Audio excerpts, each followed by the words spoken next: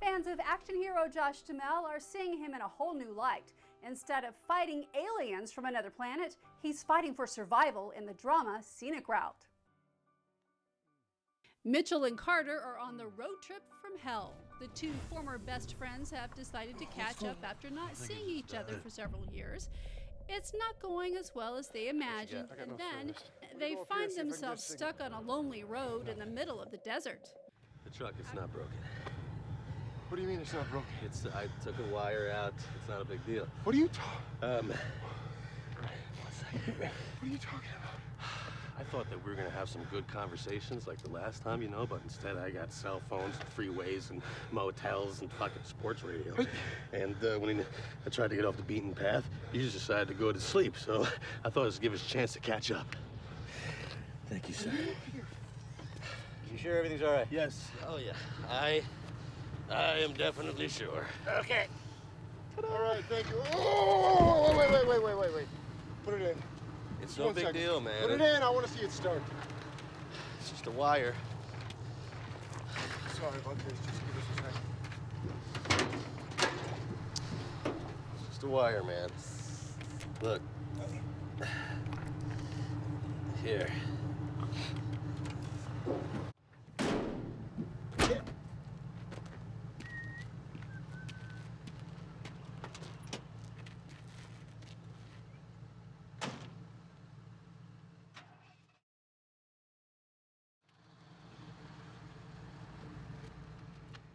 Things go from bad to worse.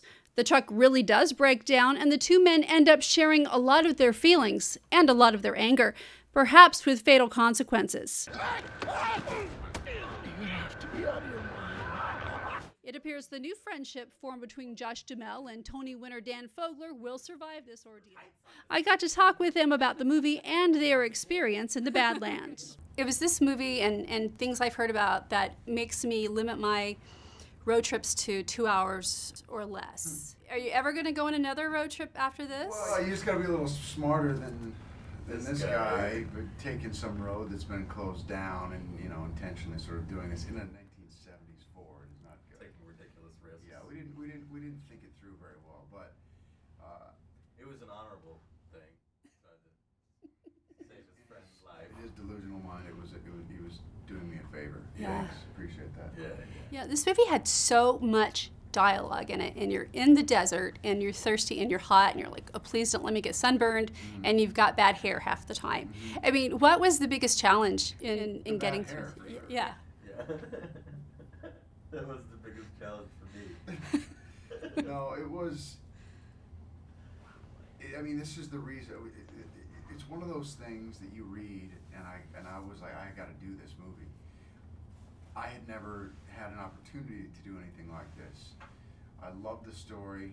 I met with the directors, the Getz brothers, and it was just something that I wasn't trying to prove anything to anybody else but myself, because it was a lot of dialogue, and it was going to be a lot of rehearsal, and it was like a mountain to climb in a lot of ways, because you look at it, and you're like, okay, let's just start. And so we did, and we just rehearsed, and we got in. And the more we rehearsed, the more comfortable we got, and the more we discovered, and it was one of those things that I'll never forget. It was one of the best times I've ever had making a movie. Yeah, and this, as difficult as it was. it is tough working with a Tony Award-winning actor, you know. It is. Yeah. And there couldn't have been a better dude to do it with me, because he understood the amount of work it was going to take. And No one is alone, truly. Yeah, this is like a two-man play, man. This is like a two-person play.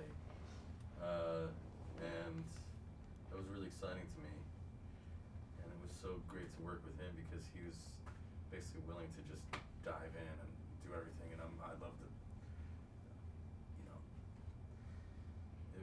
I love physical, sweaty, you know, wild acting, and that's what you get a lot in the theater world. And this was a chance to do that in this incredibly beautiful yet harsh landscape, and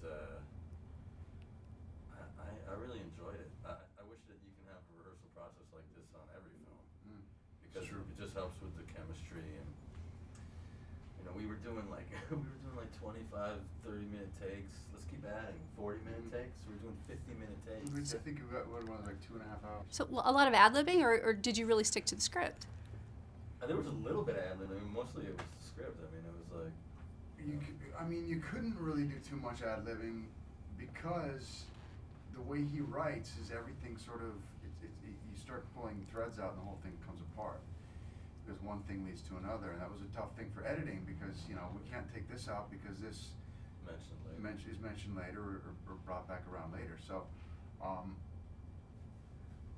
that's what the rehearsal was about, was that so you could stick to the dialogue, yet find new things and improvise in other ways. Because you're comfortable, right? And you're free, and we found a lot of physical improvisation. Like there was that one take where, and they use it in the movie.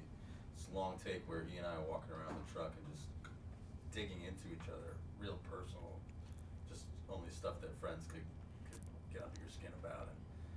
And he's wearing this clunky cast on his foot. And that's this part where I'm supposed to like keep going in and out the door, start the engine, go back, check the engine, and then keep going in and out while doing all this, you know, juggling.